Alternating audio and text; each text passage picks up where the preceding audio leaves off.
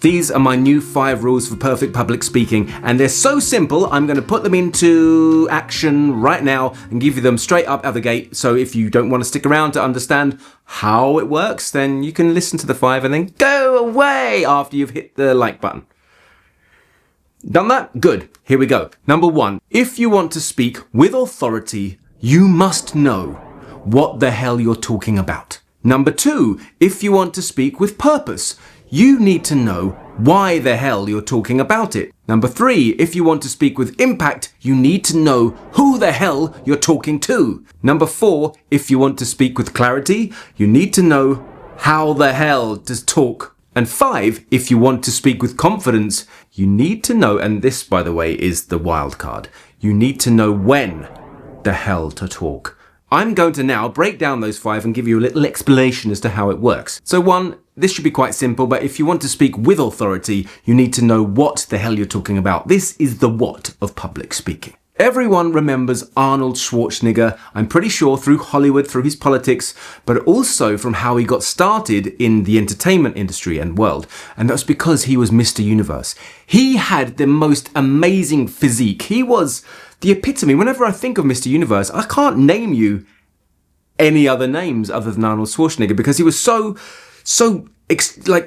such a character and such a physique, but also he branded that style of bodybuilding better than anyone in the world. But look, you can't say, because even though he looked like this Mr. Universe, this amazing, you could see big muscles and it was all shaped well, he wasn't the strongest man in the world. People with real strength tend not to look the same way as that. Of course, they've got muscles. Their muscles are likely bigger, but they work differently. The function, the purpose of them isn't to look good. It's not superficial muscle. It's real strength.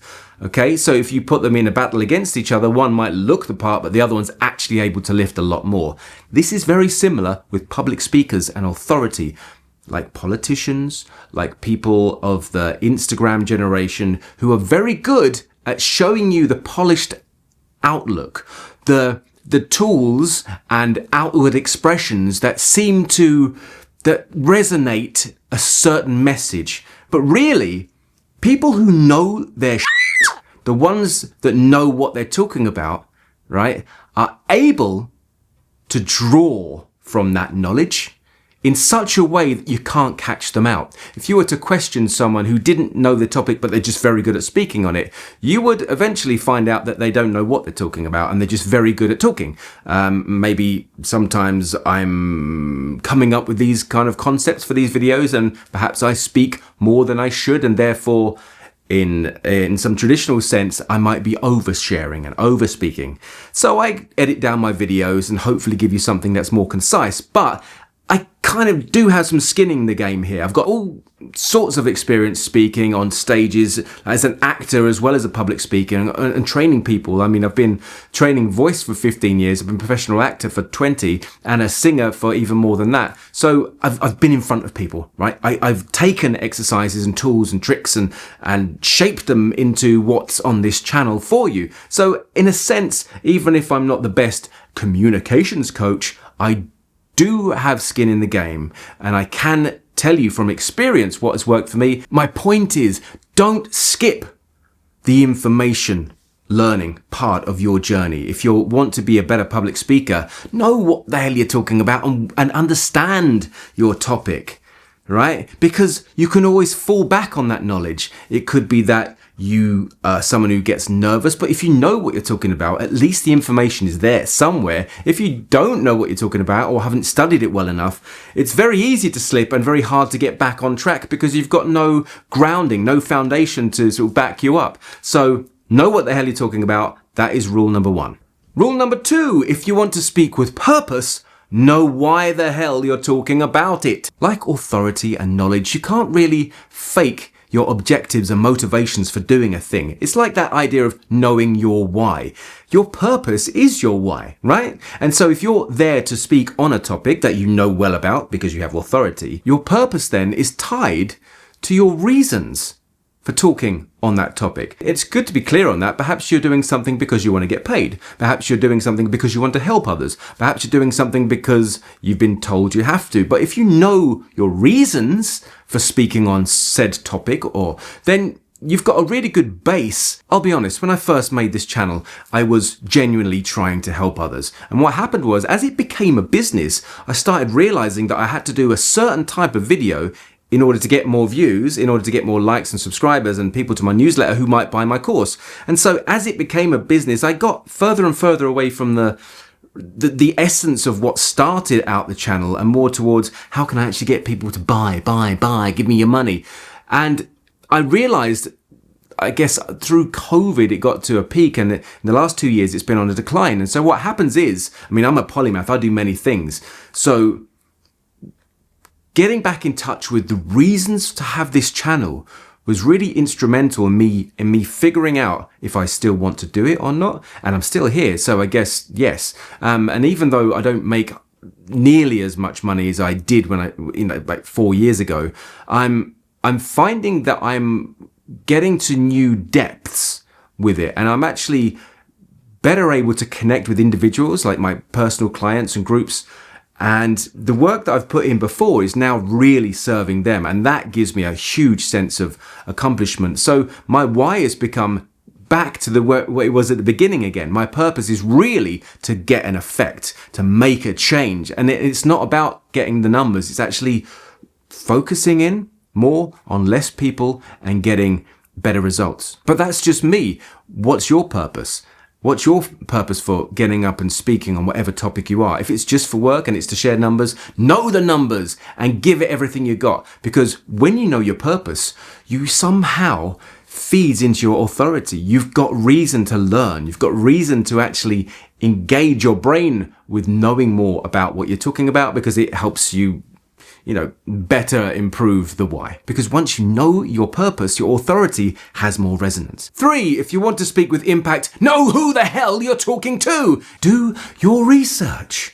Read the room. Know who the hell you're talking to. I'll tell you why. Because people who frequently go onto LinkedIn are likely different people who frequently go on to Facebook to find information, to meet people, to talk to people. Because LinkedIn seems to be more for business and entrepreneurs, right? Instagram seems to be more for showing what you've being more of your colourful self, your more vibrant, expressive self. And Facebook is more like for connecting more socially, right? So they're different places, and you got a different tone of voice. There was a meme going on a few years ago about having different, your Tinder profile, your LinkedIn profile, your Insta profile, your Pinterest profile, and they all are different. And this is why knowing your audience will dictate how you present yourself. So if it's a business meeting and you've got to give facts and figures and numbers, well, of course, you need your authority. You need to know that, and perhaps your why for this. But if it's just sharing information, you likely have a certain delivery mechanism that makes it clear and coherent for everyone to understand.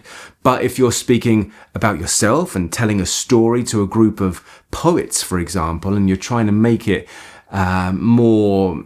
more magical and mystical, you're going to approach it in a different way. So knowing where you are and who you're speaking to has a massive effect on its impact to the audience. Impact generally is your choice of delivery, right? But if you think outside of yourself, not on how I'm saying it, but who I'm speaking to, it's going to also have an impact on not staying self-focused and focusing outwards, which we'll come to in 5 on confidence. So if you want to speak with more impact, know who the hell you're talking to. 4, this one's going to clear up pretty quickly. If you want to speak with clarity, know how the hell to talk.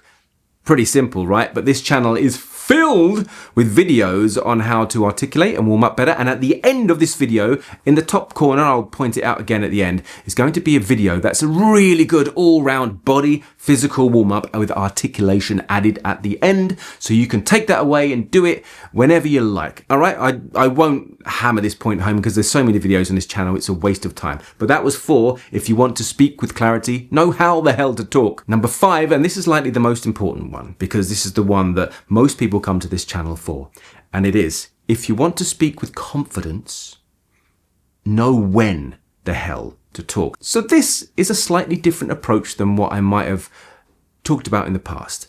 But as it's the most common issue among public speakers, their anxiety, their feelings of being judged, of anxiety, not being able to express themselves as people tend to dull themselves down, right? And they don't know if what they're saying is going to resonate. It's all self-focused. All of these feelings about feeling judged, about not being unsure, uncertain, and the stories we tell ourselves about not having a good enough voice, not being clear enough, it's all self-focused. So what you need to do is stop focusing on yourself and focus outwards. So when I say know when the hell to talk, what I'm saying is, if you are truly engaged and listening to your audience, whether that's one person you're in conversation with or a whole group or community of people, you need to read the room. You need to listen. When is the right time to talk? Because if you are listening, if you're focused outwards, you can't be focused inwards at the same time. You might feel nervous, but you can still focus outwards. And that's what you have to train yourself to do. So by knowing when the hell to talk, what you're doing is not waiting for your turn, you're listening for your turn. That outward focus is going to save you in every public speaking engagement. I you not. If you want to speak with confidence, know when the hell to talk because of listening.